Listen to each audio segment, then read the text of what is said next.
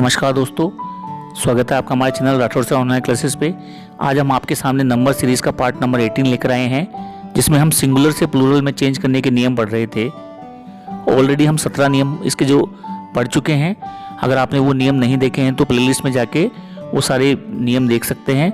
आज हम इसका रूल नंबर 18 लेकर आए हैं, तो चलिए शुरू करते हैं। सबसे पहले तो अगर आपने हमारे चैनल को सब्सक्राइब नहीं किया है तो सब्सक्राइब कर लें एवं बेल आइकन जरूर प्रेस करें ताकि हमारी वीडियो की नोटिफिकेशन आपको मिलते रहें। तो चलिए शुरू करते हैं। तो इसका रूल नंबर 18 क्या कहता है? हमारा रूल नंबर 18 ये कह रहा है कि some nouns have two meanings in the singular, यानी कि सिंगुलर में तो उनके 2 मीनिंग्स होते हैं।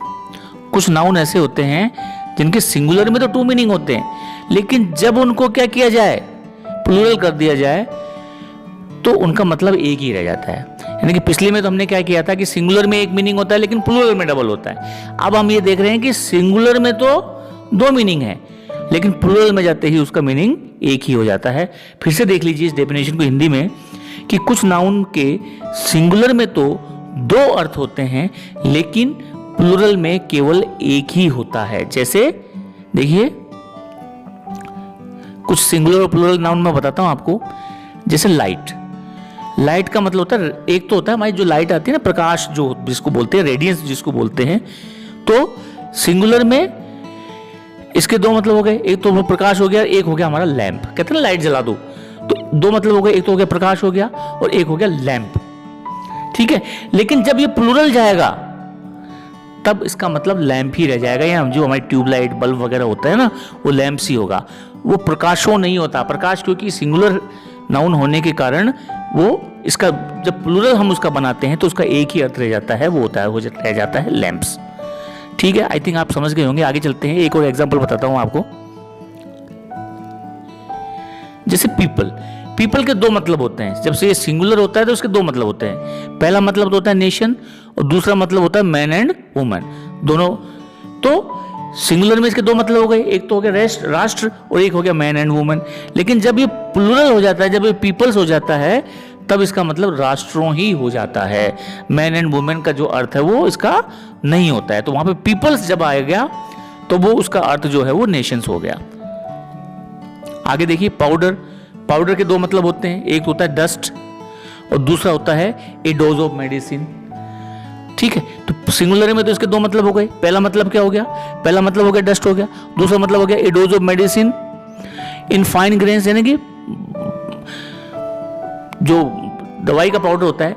लेकिन जब इसका प्लूरल करेंगे, ठीक है, तब ये dose of medicine, doses of medicine रह जाएगा, या पाउडर सी रह जाएगा। तब उसका ये जो डस्ट वाला जो मीनिंग है वो खत्म हो जाएगा। यानी कि कुछ नाउन ऐसे होते हैं सिंगुलर में तो उनके 2 मतलब होते हैं लेकिन प्लूरल में जाते ही एक मतलब रह जाता है, या उसका एक ही मीनिंग रह जाता है। आगे देखिए, जैसे प्रैक्टिस, प्रैक्टिस के 2 मतलब होते हैं। एक अर्थ तो ये होता है प्रैक्टिस का मतलब हैबिट, और एक प्रैक्टिस का मतलब होता है एक्सरसाइज ऑफ ए प्रोफेशन, यानी कि किसी भी प्रोफेशन के ऊपर जो हम कार्रवाई करते हैं या कार्य जो करते हैं उसको बोलते हैं प्रैक्टिस। तो जैसे कहते हैं ना वकालत की प्रैक्टिस वगैरह, जैसे उसको बोलते हैं ना प्रैक्टिस। और एक प्रैक्टिस का मतलब होता है आदत। लेकिन जब हम इसका प्लूरल बनाते हैं, यानी जब प्रैक्टिसेस करते हैं, तब वो सिर्फ हैबिट्स रह जाता है। उसके जो एक्सरसाइज ऑफ ए प्रोफेशन का जो मीनिंग है वो खत्म हो जाता है और सिर्फ हैबिट्स ही उसका एकमात्र प्लूरल रह जाता है। तो प्रैक्टिसेस, जिसका अर्थ क्या होता है? Habits. Some nouns have 1 meaning in singular, 2 in the plural. कुछ नाउन ऐसे होते हैं जिसका सिंगुलर में तो 1 मीनिंग होता है लेकिन प्लूरल में उसके 2 मीनिंग हो जाते हैं। जैसे देखिए कलर, देखिए यहां पे कलर के 2 मतलब हो गया। एक तो हो गया कलर का मतलब ह्यू, जो हमें कलर है सफेद, लाल, काला, पीला, नीला।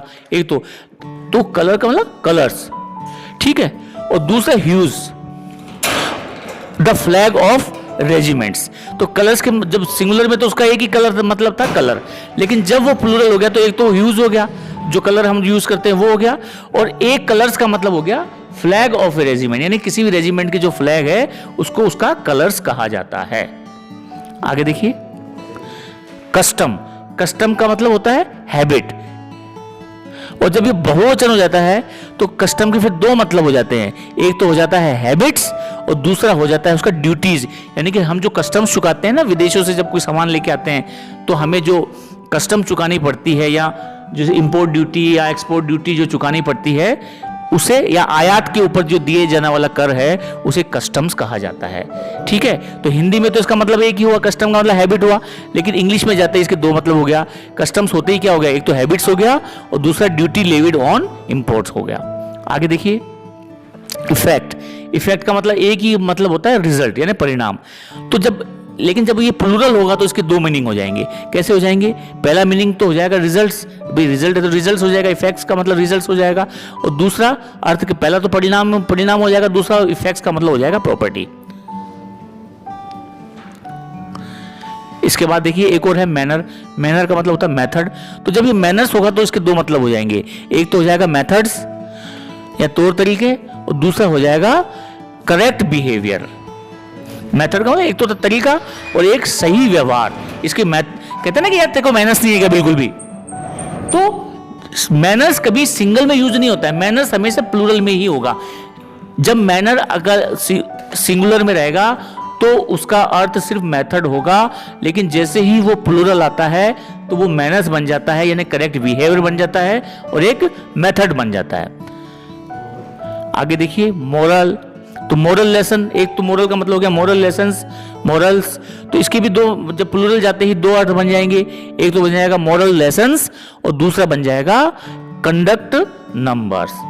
तो आगे देखिए क्वांटिटी।